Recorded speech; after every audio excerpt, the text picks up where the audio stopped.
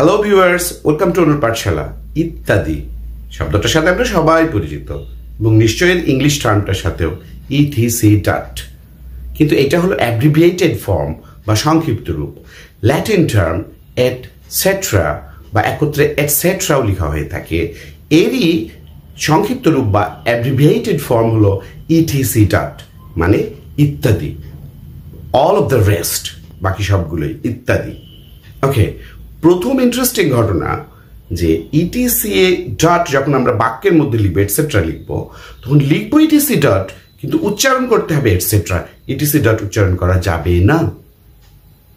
দ্বিতীয় interesting feature হলো etc এর পরে যেটা, সেটা কিন্তু ডট, ফুল স্টপ নয়।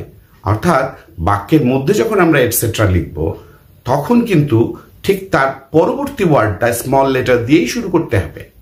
For example, I take bread, butter, egg, etc. for breakfast. কিন্তু যদি আবার ইটিসি কে শব্দের শেষে ব্যবহার করতে হয়, তখন ওই ডটটাই ফুল স্টপের কাজ করবে, আলাদা করে আবার ফুল স্টপ দেওয়া লাগবে না।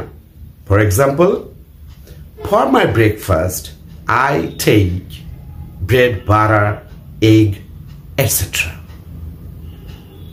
See you soon. Do take care.